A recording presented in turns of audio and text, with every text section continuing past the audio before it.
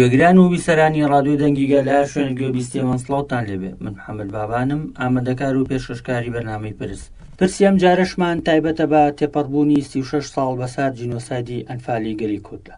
بۆ قسەکردن لەسەر ئەم پرسەش میوانداری ڕۆژنامەنووس بارانگەرمیانیمان کردووە. هەواڵ باران بەخێر بێ. زۆر سپاس بۆ بەڕێزتان. سەرەتا گەر بپرسم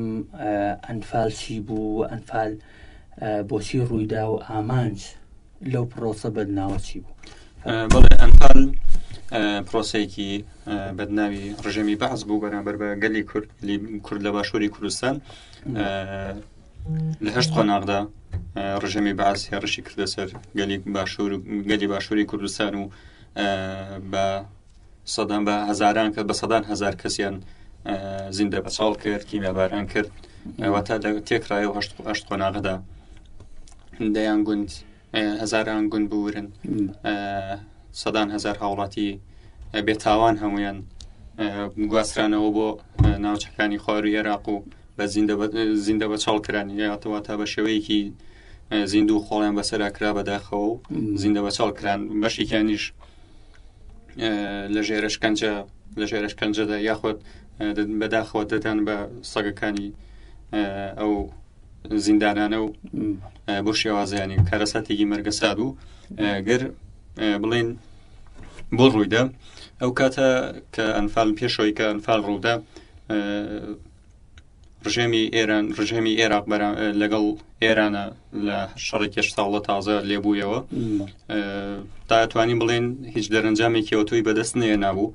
نە سەرکەوتنی وای هەبوو، نە شکستێکی بۆ شێوازی شەبوو، بەڵام ئەمە قبول نەدەکرا بۆ ڕژێمی عێراق، بۆ سەدام حوسێن قبول نەدەکرا 8 ساڵ تۆ لە شەڕابیت و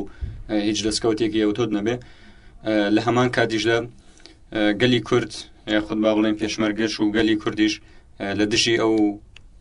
لە دژی سیاسەتەکانی ڕژێمی بەعز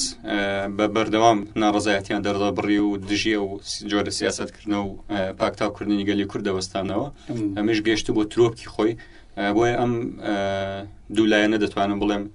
بۆ ڕژێمی بەعز قبول نەکرا و لە ئەنجامدا لە هەشت قۆناغدا کۆمەڵکوژیەکی لە دژی گەلی کورد لە باشووری کوردستاندا بەرپا کرد و 182,000 کەسی بێتاوانی زیندە بەچاڵ کرد. بەڵێ بێگومان ئێمە سروشتی بۆ جینۆسایدەکە زانی وەکو بەڕێزشتان باسلان کردووە لە ئەو شێوازە دڕندانەی کە بەرامبەر مرۆڤایەتی لەو کاتە بەکارهات. بەڵام ئەوەی ئێمە زانین هەم ئەو کات هەم ئێستاش یعنی بێدەنگێکی گەورە هەیە بەرامبەر ئەم جینۆسایدە. پێدوانیە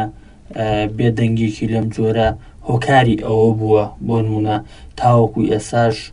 بەشێکی زۆر لە قوربانیان و کەسوکاری قوربانیان بەدەست ئاسەوار و ئەو دۆخە دەرونیە کە بۆیان دروست بوو تا ئێساش وەک خۆیان دەڵێن وەکو هەموو دنیا ئەڵێ تا ئێساش برینێکی یاخود زامێکی ساڕێژ نەبووە بۆ ئەبلبەدەژیش ساڕێژ نابێ. لە ئێستادا ئەگەر بمانەوێت کار بۆ کاڵکردنەوەی ئاسەوارەکان یاخود کار بۆ لانی کەم داواکاری کەسوکاری قوربانیانی ئەنفال بکەین دەبێ چیان بۆ بکرێ؟ لە ڕابردوودا هیچیان بۆ کراوە سەر ڕای بێدەنگی کە تاوەکو ئێستاشی لەسەر بێ لەسەرۆ پرسە وەک خۆیان دەڵن شتێکی ئەوتۆیان بۆ نەکراوە. پێویستە قوربانیانی دەستی ئەو شاڵاوە بەدناوە چیان بۆ بکرێت، چۆن قەرە بۆ بکرێنەوە، یاخود ئەگەر نەکراون بۆچی نەکراون؟ بەڵێ ئەگەر باسیەوە بکەینەوە بێدەنگی لە کاتی مەرگەساتی ئەنفالدا ئەو بێدەنگی کە هەبوو، من پێم وایە لەوەتەی کە کورد هەبووە کە بۆنە لە بەرامبەردا دەسەڵاتدارەتی دروست بووە بە بەردەوام هەوڵی لە ناوبردننی کورد درراوە، چونکە کورد دەکرێت بڵێن بەلانکەی شارستانیت بەلانکەی مرۆڤایەتیش دەتوانین پێناسی بکەین. لەگەڵەوەشدا ینی لە چەندین هەزار ساڵی پێش زاینیشەوە کورد بە بەردەوام دەسەڵات هەوڵی لە ناوبردننی کوردی داوە، هەوڵی توانەوەی کوردی داوە. لەلایەکی دیکەشەوە من پێم وایە ڕژێمی بەعز لە ڕژێمی بەعز دروستکراوی وڵاتانی زلهێز خۆیان بوو، خۆیان دروستیان کرد. بۆیە کە بێدەنگیەکی لەو حتمما لە کارەساتێکی لەو شێوازەشدا بێدەنگی لە پرسێکی لەو شێوازەدا دەکەن بابەتەکە بە جینۆساید ناناسێنن یاخود بە هیچ شێوازێک ئاوری لێ نادرێتەوە و ڕژێمی باز دەستواڵا دەکرێت لە ڕۆژگاری ئەم ڕۆژدا بەداخەوە تاوەکو ئێستا بە پێی پێویست کار بۆ بە جینۆساید ناساندنی ئەنفال نەکراوە ینی ڕاستە هەڵەبجێش کارەساتێکی دیکەیە بۆ کورد بەڵام بە ئاستی هەڵەبجێش بۆ نونە ئەنفال کە قەبارەکەی هێندە گەورەترە لە جیهان لەتانەت لە ناوچەکەدا لە ڕۆژاڵی ناوەڕاستیشان نەناسێنراوە نەک هەموو جیهانە حتمما داواکاری هاوڵاتیانیش بۆ ئەمە ینی داواکاری هاوڵاتیان کەس و کاری ئەنفال کراوان لە دوو خەڵی زۆر گرنگە خۆی دەبینێتەوە یەکێک لەوانە دادگایکردنی ئەو جاش و مستەشارانەیە کە دەستیان لە ئەنفالکردنی کەسوکاریانە هەبووە بەڵام بەداخەوە لەلایەن سەرانی دەسەڵاتی هەرێمی کوردستانەوە هەمویان بە پلەی بەرزوو بە موچەی زۆر و دابینکردنی پاسەوان و لە ناوەندی هەولێر و ناوچەکانی دیکەی باشووری کوردستاندا نیشتەجێن و خاوەن تەلار و باڵەخانی خۆیانن لە کاتێکدا کەسوکارێکی ئەنفالیش دوو مانگجارێ سێ مانگجارێ یاخود چەندی مانگجارێ بە لێبڕینەوە موچەی پێ نادرێت یاخود خزمەت گوزاری بۆ دابین ناکرێت ینی کەسوکاری ئەنفالکراوان لە ئێستادا لە بارودۆخی سەختدان ئەوانیشی کە کەسوکاری ئەوانیشی کە نەوەکانی یاخود خوشک و براکانی ئەمانی ئەنفال کردو ئێستا لە کۆشک و تەلارەکاندایە لەلایەکی دیکەشەوە کەسوکاری ئەنفالکراوان هیچ نەبێ داوای ئەوە دەکەن کە ڕووفاتی ئازیزانیان بگەڕێتەوە بۆ زیێدی خۆیان بەڵام بەداخۆتەوە گوێستا ئەو ڕێشە بەرچاوە لە ڕووفاتی ئەنفالکراوان دەگەڕانراوە نەهێنراوەتەوە بۆ زیێدی خۆیان لە ئاستی ئەو قەبارە زۆرەیە کە 182,000 ئەنفالکراو هەیە بەڵام ڕێژەیەکی زۆر کەمێنراوەتەوە بە بەردەوام دەبینین ئەو داواکاریانیان لەسەر زمانە واتە بەداخەوە کە لە باشووری کوردستان و تەنانەت لە عێراقیشدا بۆ بابەتی ئەنفال بێدەنگێکی زۆر بێشەرمانە هەیە یعنی ناکرێت کە کارەساتێکی ئەو بۆ شێوازە گەورەیە لە ئاستی ناوچەکەدا کە ڕوویدا بێ پێم وابێ تاوەکو ئێستا لە 182,000 کەس لە ڕۆژهەڵاتی ناوەڕاستدا لە پرسێکی وایە ئەنفال نەکراوە یاخود شەهید یاخود بریندار یاخود کارەساتێکی لەو شێوازە ڕوونێداوە بەڵام ئەنفال کراوە و ئێستا بێدەنگی بێگومان ئەمە جێگای سەرنجەوەکو بەڕێستان باستان کرد لە ڕۆژهەڵاتی ناوەڕاستیشە بۆ ئەم پرسە نەناسێنراوە نەداوای بگەیتە وڵاتانی یاخود جیهانی دەرەوە پێویست ئێمە ینی باز لە هۆکارەکانی ئەمە بکەین بۆ نمونە یەکێک لەو سەرنجانی کە لەسەر تەنانەت هێنانەوەی ڕووفاتی ئەنفالکراوان هەیە بۆ نمونە لە ماوەی ڕابردوودا ئێمە ئازانین بەداخەوە ئەوەی کە زیاتر معنیە بە پرسی ناساندنی ئەو کەیسانەی کە لە باشووری کوردستان بەسەرگەلی کووردا هاتووە زیاتر لە دەستی بنەماڵی بارزانی و سەرانی بارزانیدایە لە ژێرناوی بۆ نمونە ڕێکخراوی پەیوەندە نێودەوڵەتیەکان و هەماهەنگی لەگەڵ وڵاتانی دەرەوە ئەوەی لە ڕابردوودا باز دەکرێت هەر خۆیان ینی کەسوکاری ئەنفالکراوان باز لەوەکەن فەرق و جیاوازیەکرێت لە هێنانەوەی ڕووفاتەکانە بۆ نمونە ئێستا بنەماڵی بارزانی وەکو باسم کرد تەنها بە جۆرێک لۆبیەکەن یاخو کار بۆ ناساندنی ئەو پرساکەن کە تەنها بابەتی ئەنفال بەسەر بارزانەکاندا هاتووە کە لە کاتێکدا خۆی حقیقەتەکە گەر تۆ بینیتە بەرچاو چەند قات و ئەوەنی بارزانەکانی ژمە بێگومان بارزانەکانیش هەر ڕۆڵی ئەم وڵاتەن و ئەوانیش هەمان تاوانیان بەرامبەر کراوە بەڵام ئەوەی کە لە ئێسادا پەدەکە کاری بۆکە تەنها ناساندنی ئەنفالی بارزانەکانە ئەم فەرق و جیاوازیە بۆ ئەمە لەلایەک ئەمە بێژگەلەوەی کە لە هەمان کاتا وەکو بەڕێستان باستان کرد هەر ئەمە خۆیان کە جاش و مستەشارەکانە پارێزن هەم بە شایەتی بەرپرسەکانی خۆیان من لە ڕابردوودا چەندی جار لەسەر زاری خۆیان باسییانەوە کردوکە لە ئێستادا جاش و مستەشارەکان بۆنە لێبوردنیان بۆ دەرکراوە ئێستا بە ئارامی لەناو هەولێرە وەکو بەڕێستان و کۆشک و تەلاریان بۆ دروست دەکرێت ئەم فەرق و جیاوازیە لە چیوە سەرچاوی کردو ئەم سیاسەتی بنەماڵ بارزانی بۆ یعنی سیاسەتی بنەماڵی بەرزانی هەر لە سەرەتاوە کە دروست بوون سیاستێک کە هیچ لە بەرژەوەندی گەلدانە تەنانەت با بڵێن لە بەرژەوەندی ئەندامەکانی خۆیان ناو قەدەکەشانە تەنها لە بەرژەوەندی بنەماڵی ماڵی بەرزانیدایە واتە ئەو سێ کوچکەی دەسەڵاتی بەرزانەکان کە ئێستا لەسەر دەسەڵاتن واتە سیاستێکی خێڵەکیە بە تەواوەتی یعنی هیچ لە سیاستێکی خێڵەکی کۆنی ڕابردوو هیچی نەگەڕانەوە هیچ جیاوازیەکی نییە بێگومان ئەو فەرق و جیاوازیش لەوە سەرچاوە دەکرێت لەو ئەقڵێت و لەو شێوازە سیاستکردنەدا کە پێی ڕۆیان کردووە لە ڕۆژانەدا دەبینین ڕاست وەکو ئێوەش باستان کرد بەرزانەکانیش ئەنفال کراون شەیدی ئەم خاکەن ڕۆڵەیەکی ئەم گەلەن ئێمە دڵگرانین بەوەیش کە ڕژێمی بە ئەسلەیەکێک لە قۆناغەکانە 8,000 بەرزانی ئەنفال کردووە بەڵام لە چاو ئەنفالی سێدا لە چاو ئەنفالی سێداکەم بە ئەنفالی ڕەش ناسێنراوە دەوروبەری گەرمیان و ئەو ناوچانەی گرتەوە کە بە دەیان هەزار ژن و منداڵ و گەنجی خوێنگەرم برانە چەندین زیندانی وەکو تۆبزاوە و دوو بزوو دواتر برانە نوگرە سەلمان و بە زیندە بە چاڵکرانی لە چاوی و قەبارەیەدا ئێمە ناڵین بە ئەوەی بەرزانەکان نەناسێنرێەوە و کاری لەسەر نەکرێت بەڵکو ئەوە بکەن دەستیان خۆش بێ لەوەدا بەڵام پێویست ئەمەی دیکەش بکرێت ینی لە 8 قۆناغدا ئەنفال کرا 7 قۆناغەکەی تر بۆ کوێ چوو ینی بۆچی پشتگوێ دەخرێ ینی تێکرای ئەمە دەکرێت بڵێن سیاسەتی پەدەکە تەنها ئەوەیە لە چوارچەوەی خێڵەکی و بنەماڵی خۆیدا سیاست دەکە لە بەرژەوەندی بنەماڵەکەی خۆیدا سیاست دەکە هیچ بەرژەوەندێکی بۆ گەلی خۆی نییە ئێمە دەزانین هێندەی دەوجینە سایدە کاریگەری دەرونی دروست کردووە کە سوکاری قوربانیانی جینۆساید و تاقانەکانی ئەنفال ئەوەیە کە لە ڕووی لایەنی دەرونیەوە قەرەبوو بکرێنەوە ڕەنگە هەرچەنە خۆ لایەنە مادێکەش قەرەبوو نەکراونەتەوە بەڵام لانی کەم ئەو لایەنە دەرونیە ئەو دەرهاویشتە نەیکە ئەم جینۆسایدە لەسەر لایەنی دەرونی ئەو کە سوکاری قوربانیان تاقانەیان ئەنفال دروست کراوە بێگومان کاریگەریەکی زۆر گەورەیە ئەم بابەتانە چۆن چارەسەرەکرێن یعنی بۆچی پێدوانی ئەمەی پرسیاری پێشووی باسمان کرد یعنی ئەمەی بارزانەکانێکەن جارێکی دیکە لێدانە لە لایەنی دەرونی کە سوکاری قوربانیانی ئەنفال یاخود دێمە چۆن دەتوانین لانی کەم قەرەبووی لایەنی دەرونی کە سوکارەکانیان بکەینەوە بەڵێ دەیان منداڵ لە زیندانەکانە لەدایک بوون هەزارەهان گەنج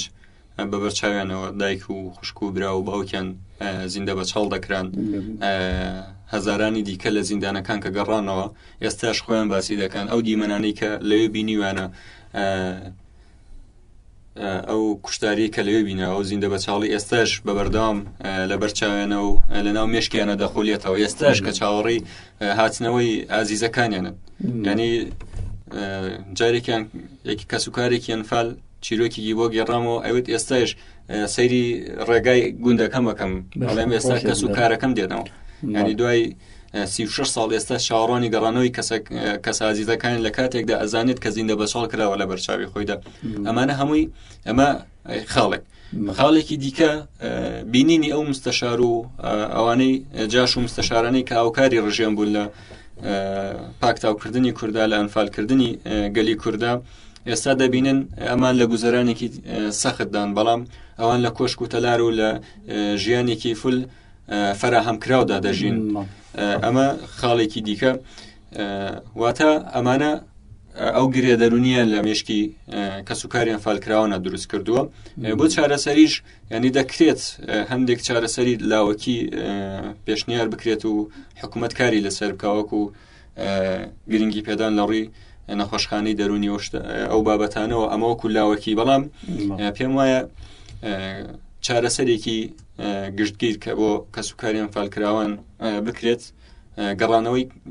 کەسوکاریانە گەڕانەوەی تەرمی کەسوکاریانە بۆ زیێدی خۆیان ینی ئێستا هەر جارێکە دەگەینە چواردەی چوار و ئەو ساڵیادا ئەو ساڵیادی و مەرگەساتە دەگەینەوێ کەسوکاریان فالکراوە نازانن کامە گۆڕی کەسوکاریانە بەڵام ڕوو لە مۆنومنتەکان دەکەن بەسەر تەنها کێلێکەوە ناخی دڵیان هەڵدەڕێژن واتە لەمەوەمان دەردەکەوێت تاکە چارەسەری گونجاو تاکە چارەسەری بنەڕەتی بۆ چارەسەرکردنی دەرونی کەسوکاریان فالکراوان لە ئێستادا گەڕانەوەی ڕووفاتەکانیان لە کاتێک دیشاکە دەیان گۆڕی بە کۆمەڵ ئێستا دۆزراونەتەوە بەڵام هەڵدانەوە و گەڕانەوەی ماوە بەڵام نایکەن نە حکوومەتی عێراق دەیکات نە حکوومەتی هەرێمی کوردستانیش. پێ دوایە لە ئێستادا ئەنفال کۆتایی هاتووە یاخود پرسیارەکەەوە لێ بکەم بۆ نمونە لە ئێستادا داگیرکەران یاخود دوژمنانی گەلی کورد هەر دەرفەتێکیان بۆ دروست بێ پێدوانیە جارێکی دیکە هاوشێوەی ئەنفال هاوشێوەی کیمیاباران بەسەر ئەم گەلەدا بێنەوە. ئەنی ئەنفال ڕاستە بە شێوە گشتیەکەی بە بەرفراوانی لە ساڵی 1970 ئەنجام درا بەڵام تەنها لەو کاتەیە نەبوو ئێستاش بە ئێستاشەوە بەردەوامەیە بیرمان نەچێت لە سیوێکی یابدا جارێکی دیکە ڕژەمی باز گەڕایەوە بۆ داگیرکردنی هەولێر بە هاوکاری پەدەکە بێگومان جارێکی دیکەەوە پەدەکەش لەوێدا هاوکاریکردنی ڕژێمی سەلماندەوە ئەوەش جۆرێکی دیکە بوو لە جینۆسایدکردن لە ئەنفالکردن و داگیرکردنی باشووری کوردستانە کۆڕاوکەمان لێبیر نەچێت کاتێک بە هێزێکی زۆرەوە ڕژەمی باسی هێزێکی زۆر و گەوری هێنای سەر باشووری کوردستان و هاوڵاتیان ناچار بن ڕوو لە باکووری کوردستان و ڕۆژهەڵاتی کوردستان بکەن لەگەڵەوەشدا بەهۆی ڕێفراندۆمە شومەکەی بنەماڵی بارزانیەوە جارێکی دیکە لە 150 خاکی باشووری کوردستانمان لەدەستدا یعنی بە شێوە ئامەکەمە لەلایەن ڕژێمی عێراقەوە یاخود حکوومەتی عێراقەوە لەلایەکی دیکەوە لە دەوڵەتی داگیرکەری تورکیش ئێستا بەردەوامە لە ئەو جۆرە ئەنفالکردنە هاوڵاتیانی مەدەنی ڕۆژانە بەردومان دەکا شەیدیان دەکا برینداریان دەکا لە ساڵی 2015ەوە نزیکەی تاوەکو 2022 نزیکەی 152 هاوڵاتی مەدەنی شەید بوون بەوەی بەردومانەکانی دەوڵەتی تورکەوە هەر لە ساڵی 2023دا 33 هاوڵاتی مەدەنی شەید بوو ئەم ساڵیش لە 4 مانگی سەرەتای ئەم ساڵدا تاوەکەستان و هاوڵاتی مەدەنی شەید بوون لە هەر یەک لە ناوچەکانی سنووری دووهۆک و لە سلێمانی و لە شنگال و یاخود جۆرێکی دیکە تەنها ئەوە نییە لە ئاسمانەوە بەردومانی تۆ بکات لە ناو شارەکاندا تیرۆری سیاسی دەکات تیرۆکی وڵات پارێزان دەکات تیرۆکی تاکی کورد دەکات واتە ئێستاش پرۆسەکە هەر بەردەوامە بەڵێکەوەتا توانین بڵین هێرشەکانی دەوڵەتی تورک دەکرێت هاوشێوەی ئەنفالی ڕژێمی بەحسی ڕووخاو بەڵێ لە کاتێکدا تۆ هاوڵاتیانی مەدەنی بەبێ هیچ وەکارێک تەنها لەبەرەوەی کە کوردن کۆمەڵکوژیان کەی شەیدیان بکەی بەردومانیان کەی ئەمەش جۆرێکی دیکەیە لە ئەنفال لە هەشتاوەشتی خۆڕژەمی بەعس تەناوەی کە کورد بوو ئەنفالی کرد ئێستاش تورکیاش هەمەش دووبارەکە هەر هەماشتە کوردێک لە لیبیاش بێ لە ئەمریکاش بێت هەوڵی لە ناوبردننی دەدا ئەمە هەر بە وتەی خۆشیان بێبمە بەڵێ ئەگەر باز لەوە بکەین لە ماوەی 10 ساڵی ڕابردووە بە تایبەت لەژێر چەندین ناوی ئۆپەراسیۆن و هێرشی داگیرکاری مەزانی لەسەر باشووری کوردستان دەوڵەتی داگیرکەری تورک وەکو بەڕێستان ئامارت باس کرد لەسەرەوەی چەندین هاوڵاتی مەدەنی بوونەتە قوربانی بەڵام لەگەڵەوەشدا بەداخەوە ئەم هێرشانە بەرداوامی پێدرێ وە بەپێ ئەو هەڕەشە و ئەو پلانە داگیرکاری کە دەوڵەتی تورک دایناوە دەیەوێت جارێکی دیکە لە چەند هەفتەی داهاتوو یاخود لە مانگی داهاتوو هێرشێکی داگیرکاری دیکەی فراوان وەکو خۆیان باسیەکەن بۆ سەر باشووری کوردستان ئەنجام بدەن پێدوانی ئەمە بەزەبەت جۆرێکە لەو شاڵاوانەی کە لە ئەنفال لە کیمیاباران ڕژێمی بەعس کرد ئێستا تورکیا دەوێت بە شوێن پێی داگیرکەراندا جارێکی دیکەمە بەرامبەر گەلی کورد دووبارە بکاتەوە یاخود ئەوەی کە ئێمە لە ڕابردووداوە چەندین جار و تومانە داگیرکەران لە بەرامبەر خواست و بەرژەوەندەکانی کورد هەمیشە یەک بوون و هیچ جیاوازەیەکیان نییە پێدوانیە تووشیاش دەوێت هەمان شاڵاوەکان یاخود بۆی بگونجێ یاخود کەلیلاکانی ئازادی نەبێ لە چیە بتوانن جارێکی دیکەم قۆناغان و ئەم شاڵاوانە دووبارە بکەنەوە. بەڵێ گەرباسی ڕابردوو بکەین سەرەتا دەسەڵاتی عوسمانی هەبوو بەشێک لە باشووری کوردستانشی لەگەڵا داگیر کرده بوو جگە لە ڕۆژاوا و باکووری کوردستان بە تەواوەتی بەشێک لە باشووری کوردستانشی داگیر کردبوو وەکو ئەوەی کە خۆیان ئەڵێن ویلایەتی مووسڵ و چەندین ناوچەی هەولێر و کەرکووکیش دەگرێتەوە تاوەکو نزیکی گەرمیان و بەڵێ نزیکی گەرمیان و سلێمانیش دەبێتەوە و سنوورە لە ساڵی 92ەوە بە بیانووی جیاواز بە بیانووی بێبنەما دەوڵەتی داگیرکەری تورک هێڕش لە دوای هێڕش ئۆپەراسیۆن لە دوای ئۆپەراسیۆن دەکاتە سەر باشووری کوردستان و دەوێت جارێکی دیکە میساقی میلی زیندوو بکاتەوە لەژێر دەوڵەتی عوسمانی نوێدا داگیرکاریەکانی خۆی درێژە پێ بدات لە ساڵی 2015 بەدواوە هێڕشێکی بێشومار ئۆپەراسیۆنی بەبەردەوام ساڵانە چەندین جار درێژە بۆ ئۆپەراسیۆنانی پێشتری خۆی دەدات یاخود ئۆپەراسیۆنی نوێ ڕادەگەێنێت واتە ئەمەش بە تەواوەتی لە چوارچەوەی داگیرکاریدایە لە چوارچەوەی ئەنفالدایە وەکو چۆن ڕژەمی باز هێڕشی دەکردە سەرگەلی کورد بە هەمان شێوە دەوڵەتی داگیرکەری تورکیش لە چوارچەوەی زیندووکردنەوە ئەو میساقەمی لێدا هەوڵی لە ناوبردننی گەلی کورد دەدات بەڵام بارودۆخەکە ئێستا ئەکرێ بڵێن جیاوازتر ڕاستە لە کاتی دەوڵەتی عوسمانیدا کورد تێکۆشانێکی بەرفراوانی کردو دژێ و داگیرکاریانە وەستاوەتەوە بەڵام ئێستا بارودۆخەکە زۆر جیاوازتر ئێستا گەلی کورد خاوەنی گەریلاکانی ئازادیەکە پارێزەری گەل و خاک و نیشتیمانن لە هەر شوێنێک داگیرکەرێک هەبێت بەرپەرچی دەلەنەوە ڕێگە نادەن شوێن پێی داگیرکەرێک لە سەرخاکی کوردستاندا هەبێت لە ماوەکانی ڕابردوودا چەندین ئۆپەراسیۆنی شۆڕژگێڕیان ڕاگەیاندوە دژی دەوڵەتی داگیرکەری تورک و بەدەیان و سەدەن سەربازیان بە کوژرایی و بە سزادرایی و بە برینداری کەڕاندۆتەوە بۆ تورکیا حتمەن ئێمە دژی شەڕ و کوشتارین ئێمە داوای ئاشتی دەکەین بەڵام کە وەک ڕێبەری گەلی کوڕ عەبدوڵڵا ئۆجەلان دەڵێت هێزی هەموو دنیا هێڕش بکاتە سەرم من تەسلیم نابووم و بەرخۆدان دەکەم ئێستاش لەو چوارچێوەدا گەریلاکانی ئازادی پارێزگاری لە گەل و نیشتیمان دەکەن دژی داگیرکاری دەوەستنەوە ئەوەی کە لێرەدا جێگای خۆیەتی باسی بکەین لە ئەنفال لەو کاتەوە تاوەکو ئێستا بە تەواوی ئەو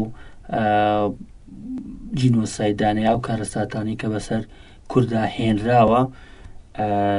ئەنفالە بۆ نمونە هەموو هێرشەکانی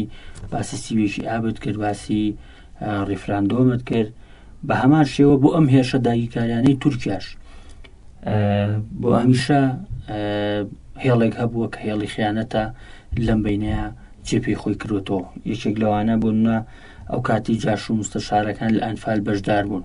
لێساش دایمە دەبینین هاوشێوەی جاش و مستەشارەکان لە تیرۆری وڵات پارێزان لە هێنانەوەی بەعەز جارێکی تر لە سیوێکی ئابووە لە ئێستاش هێرشە داگیرکاریەکانی تورکیا دەبینین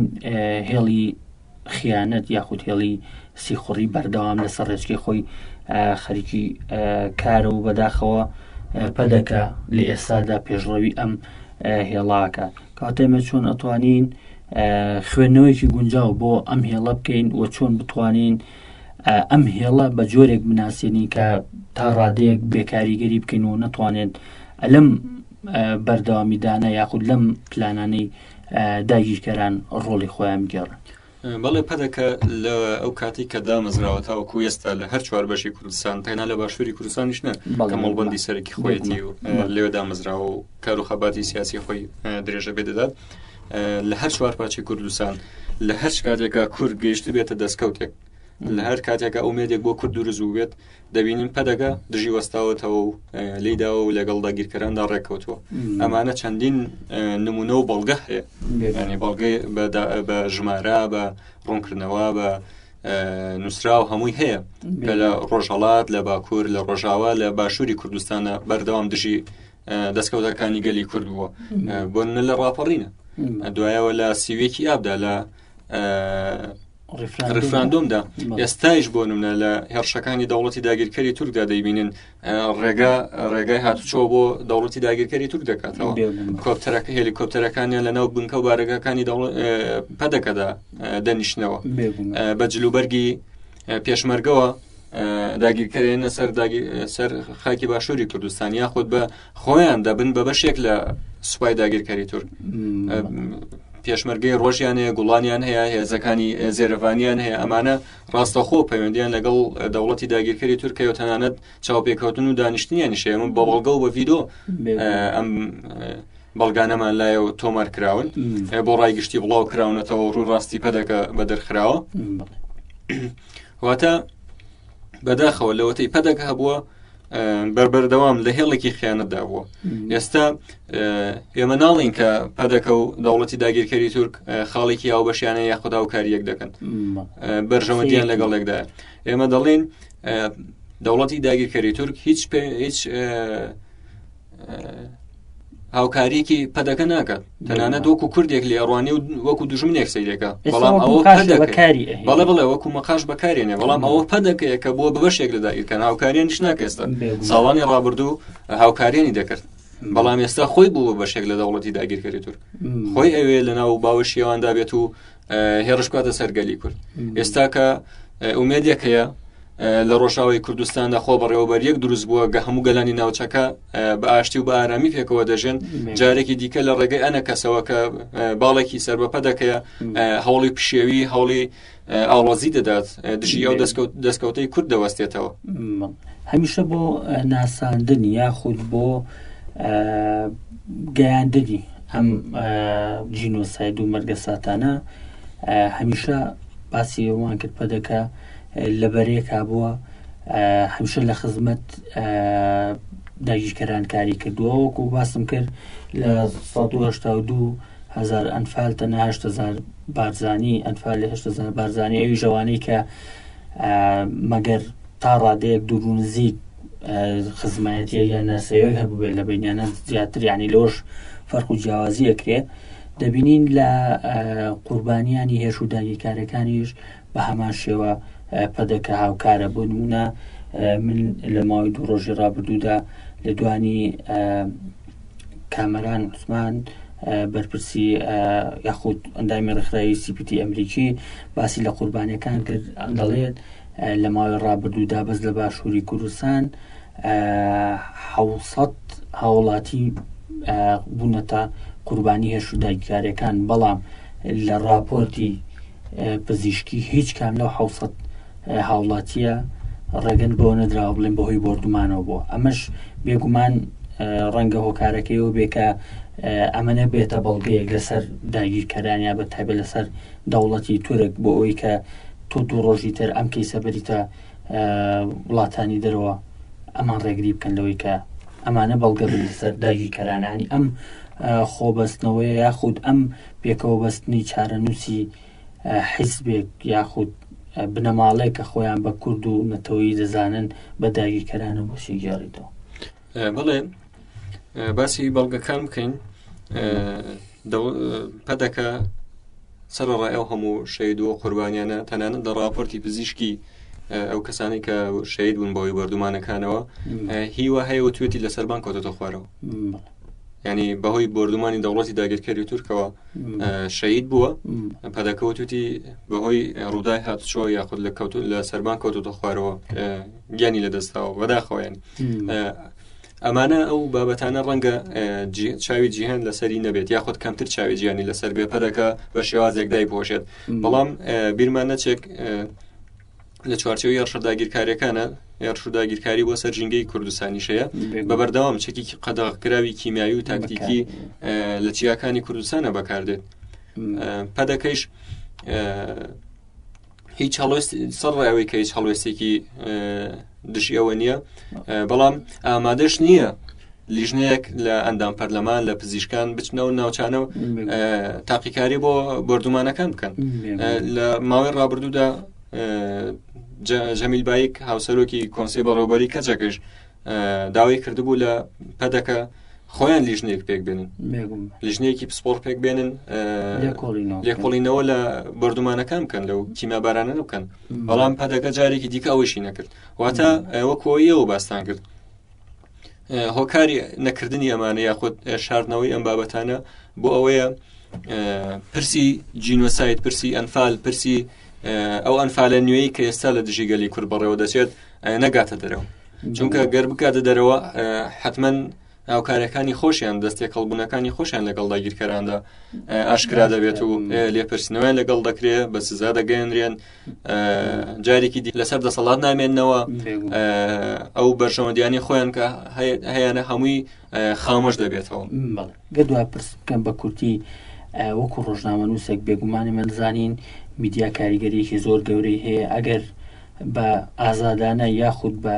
پیشەیانە کاری خۆی بکات دەتوانێت زۆرشت گۆڕێ بنمونە لانی کەم ناساندنی ئەم تاوانانە لەلایەک بۆ پاشان ئەو هاوکاریانی بوونە هەم پەدەکە و هەم لە ڕابردوشدا جاش و مستەشارەکان کردویانە بۆ داگیرکەران چۆن ئەمانە بگەێنین بە وڵاتانی دەرەوە یاخود لانی کەم ئەنفالێک 36 ساڵ بەر لە ئێستا کراوە بۆ ئەم نەوە تازەیە